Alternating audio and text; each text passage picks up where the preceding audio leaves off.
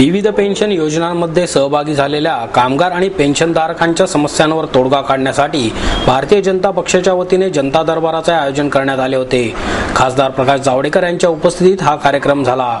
ते म्हणाले, केंद्रीय अर्थसंकल्पीय अधिवेशन संपुष्टात येण्यास 2 दिवस उरले असतानाही लोकपाल विधेयक बिल चर्चेसाठी संसदेत आलेले नाही। यावरूनच यूपीए सरकार लोकपालबाबत किती गंभीर आहे हे दिसून येते। आमच्या सूचनांचा योग्य विचार झाल्यासच या विधेयकाला आम्ही संमती देऊ, असेही त्यांनी यावेळी स्पष्ट केले। सक्षम लोकपाल विधेयकाबाबत केंद्रातील यूपीए सरकार प्रामाणिक नाही।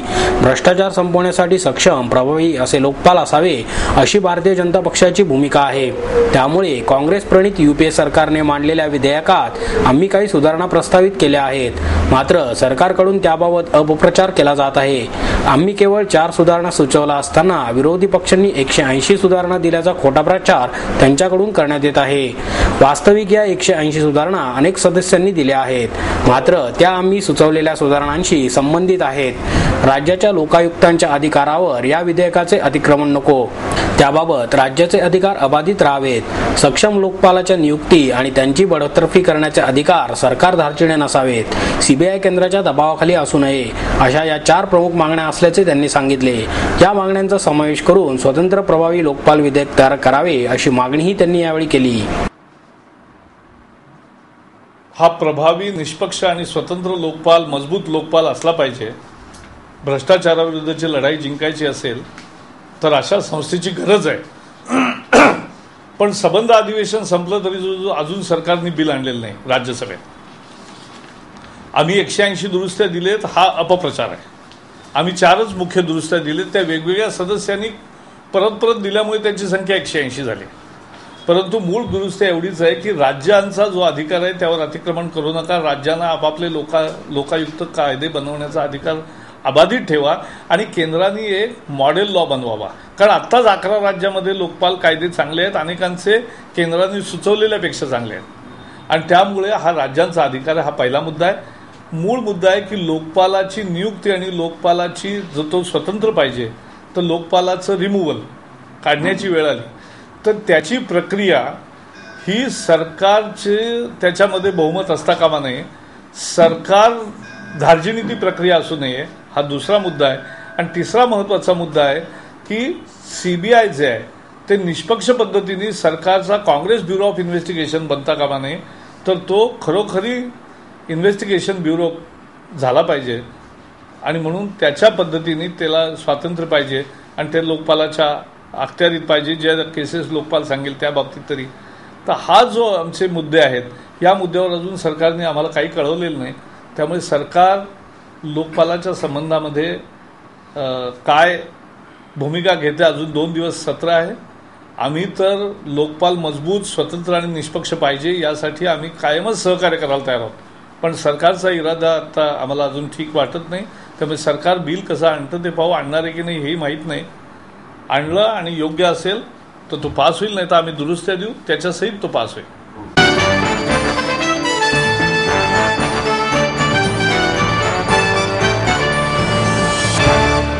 आरोपींना 5 दिवस पोलीस कोठडीत ठेवण्याचा आदेश न्यायालयाने दिला। या टोळीने अन्य उद्योजकांकडे खंडणी मागितल्या असल्याचा संशय पोलिसांनी व्यक्त केला आहे। तर संबंधितांनी तक्रार देण्यासाठी पुढाकार घ्यावा, असे आवाहन पोलिसांनी केले आहे। अविनाश आनंद वागुलकर, संतोष बाबूलाल विटकर, किरण बाळू शेळके, संदीप प्रकाश ठाकर, प्रवीण बापू कसाळे आणि ज्ञानेश्वर आनंद वागुलकर अशी आरोपींची नावे आहेत। खंडणी विरोधी पथकाचे पोलीस निरीक्षक सचिन सावंत, सहाय्यक निरीक्षक संतोष सुबाळकर, पोलीस कर्मचारी ऋषिकेश महाले, अनिल शिंदे, पांडुरंग वांजळे, गणेश माळी यांच्या पथकाने ही कारवाई केली। पोलिसांनी दिलेल्या माहितीनुसार तक्रार देणाऱ्या व्यावसायिकाचा वाहतूक व्यवसाय असून ते हिंजवडीतील राजीव गांधी आयटी पार्कमध्ये बस आणि अन्य खासगी वाहनांची सेवा पुरवतात। त्यांना 22 एप्रिल रोजी आरोपींनी प्रथम मोबाईलवरून संपर्क साधला आणि हप्ता चालू करा अशी धमकी दिली। त्यानंतर 2 दिवसांनी एका बसची काच फोडून पुन्हा पैसे देण्याची धमकी दिली। संबंधित व्यावसायिक दाद देत नसल्यामुळे आरोपींनी त्याला बसचे कॉन्ट्रॅक्ट किंवा दर महिन्याला 70,000 रुपये खंडणी मागितली। त्याबाबत चर्चा करण्यासाठी DLF कंपनी मागील चौकात बोलवण्यात आले। व्यावसायिक त्या ठिकाणी पोहोचले, मात्र आरोपी त्यावेळी तेथे आले नाहीत। त्यानंतरही आरोपींनी व्यावसायिकाला धमकावणे सुरू ठेवल्यामुळे अखेर त्यांनी पोलिसांकडे धाव घेतली, असे पोलिसांनी सांगितले। आरोपींचे अन्य काही साथीदार फरारी असून सहाय्यक निरीक्षक सुबाळकर यांचे पथक त्यांचा शोध घेत आहेत।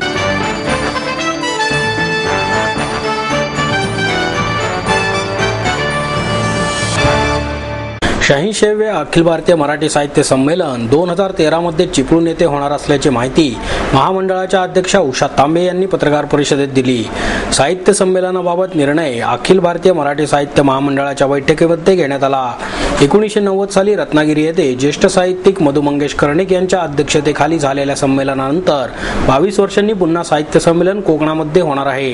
पुढील वर्षीचे साहित्य संमेलन आयोजित करण्यासाठी कराडमधील चौफेर, यवतमाळमधील विदर्भ साहित्य संघ आणि चिपळूणमधील टिळक स्मारक ग्रंथालयाच्या वतीने निमंत्रण आले होते. यासाठी महामंडळाच्या वतीने अध्यक्षांच्या नेतृत्वाखाली स्थळ निवड समिती नेमण्यात आली होती. या समितीने महामंडळाला सादर केलेल्या अहवालानुसार चिपळूणची निवड करण्यात आली. आयोजन समितीचे मनुष्यबळ, त्या ठिकाणी पूर्वी साहित्य संमेलन आयोजित करण्यात आलेचे वर्ष, साहित्याचे वातावरण, निधी उभारण्याची क्षमता आदी विविध निकषांनुसार चिपळूणची निवड करण्यात आली आहे. महामंडळाच्या महाकोशामध्ये फारशी भर न पडल्याचे सांगतानाच उषा तांबे म्हणाल्या, अधिकाधिक निधी जमा करून साहित्याच्या विकासात वापरण्यासाठी आम्ही प्रयत्नशील आहोत.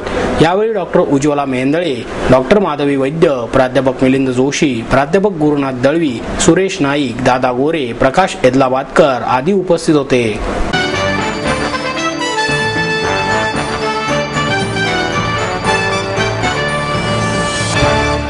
वसंत व्याख्यानमालेत युरोपियन आर्थिक पेच प्रसंग आणि त्याचे भारतीय अर्थव्यवस्थेवर होणारे परिणाम या विषयावर डॉक्टर जाधव यांचे व्याख्यान झाले. ते म्हणाले, युरोपातील आर्थिक पेच प्रसंगामुळे भारतीय अर्थव्यवस्थेवर होणाऱ्या परिणामांची तीव्रता कमी करण्यास भारताला अनेक उपाययोजना कराव्या लागणार आहेत. त्यासाठी संसदेत प्रलंबित असलेली जमीन अधिग्रहण, खाण नियमन आणि प्रत्यक्ष कर संहिता आणि सेवा मूल्य कर ही विधेयके लवकर मंजूर होणे गरजेचे आहे. जागतिक अर्थव्यवस्थेत 2008 साली आलेल्या आर्थिक पेच प्रसंगातून सावरण्यासाठी प्रगत देशांनी अनेक उपाययोजना केल्या.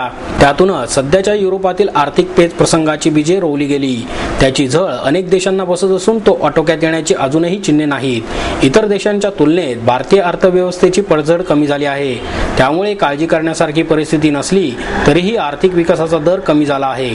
सरकारवरील कर्जाचा बोजा वाढल्याने युरोपीय देशांमध्ये हे आर्थिक संकट निर्माण झाले आहे. त्याचा थेट फटका बँकिंग क्षेत्राला बसत आहे.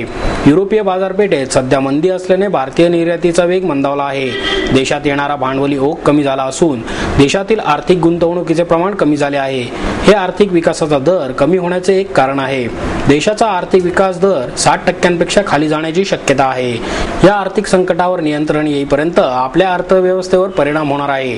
त्यातून सावरण्यासाठी अर्थसंकल्पातील तूट कमी करणे, शेतीच्या क्षेत्रातील भांडवली गुंतवणूक वाढवणे, विजेच्या क्षेत्रात प्रगती करणे अशा उपाययोजना तातडीने करणे आवश्यक आहे. तसेच सोन्यामध्ये गुंतवणूक करण्याऐवजी लोकांना शेअर बाजार आणि बँकिंग क्षेत्रात गुंतवणूक करण्यासाठी प्रवृत्त करणे गरजेचे आहे, असेही ते म्हणाले.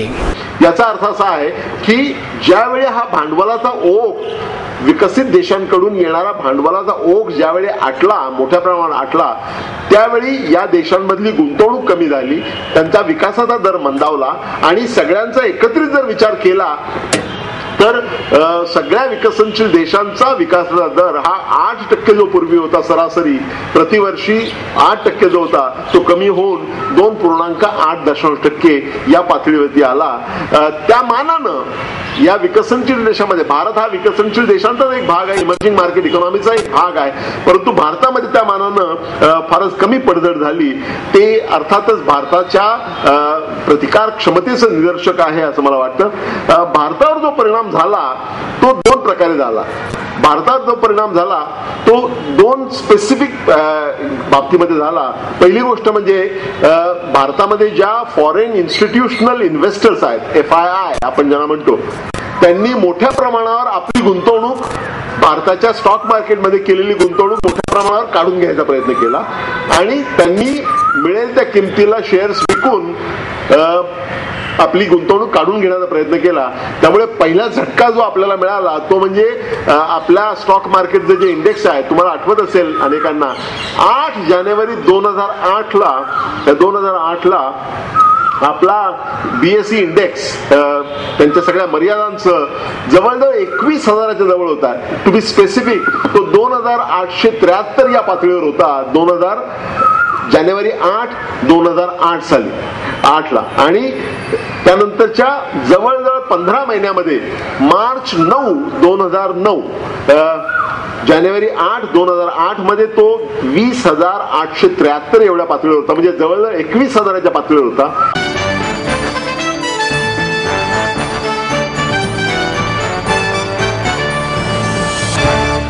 केंद्रीय प्राणी संग्रहालय प्राधिकरणाच्या नियमानुसार पुढील 20 वर्षात बृहत आराखडा संग्रहालयाने नुकताच प्राधिकरणाकडे सादर केला.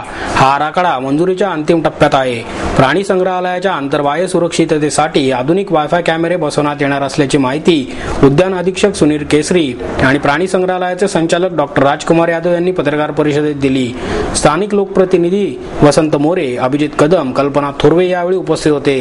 केसरी म्हणाले, 99 ते 2004 या कालावधीत माकड, मोर, साळींदर, अस्वल, बिबट्या, काळवीट, नीलगाय, चौसिंगा आणि हत्ती या प्राण्यांसाठी खंदक तयार करण्यात आले होते. 2004 ते 2009 या कालावधीत पट्टेरी वाघ, पांढरा वाघ, चिंकारा, लांडगा, कोल्हा, चितळ, सांबर, गवा या प्राण्यांचा समावेश करण्यात आला. एकूण 378 विविध प्रजातींच्या प्राण्यांचा समावेश करताना नैसर्गिक अधिवास आणि वन्य वातावरण देण्याचा प्रयत्न केला. प्राणी संग्रहालयाचे व्यवस्थापन आणि अन्न प्राण्यांच्या जैविक गरजेनुसार निर्माण केलेले सुसंगत खंदक या निकषांमुळे प्राधिकरणाने या प्राणी संग्रहालयास भारतातील एक मॉडेल झू म्हणून नुकतेच घोषित केले आहे. नवीन सादर केलेल्या आराखड्यानुसार 10 सिंह समाविष्ट व्हावेत अशी मागणी प्राधिकरणाने करण्यात आली आहे. त्याचबरोबर रानमांजर, पिसोरी हरिण, शेकरू, खोकड, तरस, रानकुत्री यांच्या समावेशाचा बृहत आराखडा मंजुरीच्या अंतिम टप्प्यात आहे.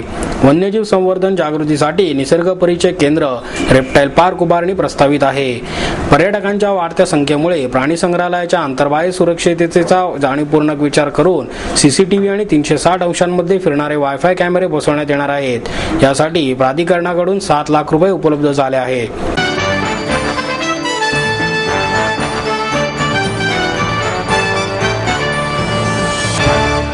संवाद माध्यम सेवा आणि डेक्कन एज्युकेशन सोसायटीच्या वतीने महर्षी नारद पत्रकारिता पुरस्कार ठाकूर आणि युवा पत्रकारिता पुरस्कार IBN लोकमतच्या पत्रकार दीप्ती राऊत यांना खासदार भरतकुमार राऊत यांच्या हस्ते प्रदान करण्यात आला.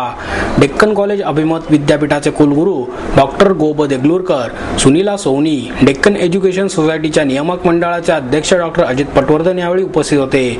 ठाकूर म्हणाले, कर्नाटक आणि महाराष्ट्र सीमावादावर गेल्या 42 वर्षात लोकसभेत तोडगा निघाला नाही. त्यामुळे 2004 मध्ये सर्वोच्च न्यायालयात दाद मागितली, मात्र त्यावरही आतापर्यंत निर्णय लागलेला नाही. या प्रश्नावर शिवसेना प्रमुख बाळासाहेब ठाकरे यांचा अपवाद वगळता कोणत्याही नेत्याने पुढाकार घेतला नाही. खासदार राऊत म्हणाले, सध्या शहरीकरण वेगाने वाढत असून त्यामुळे व्यावसायिक पत्रकारिता करणे आवश्यक आहे. प्रत्येक क्षेत्रात ज्याप्रमाणे स्पेशलायझेशनचा जमाना आला आहे त्याप्रमाणेच पत्रकारितेतही एखाद्या विषयावर प्रावीण्य मिळवणे आवश्यक झाले आहे. यावेळी दीप्ती राऊत, डॉक्टर देगलूरकर यांचीही भाषणे झाली.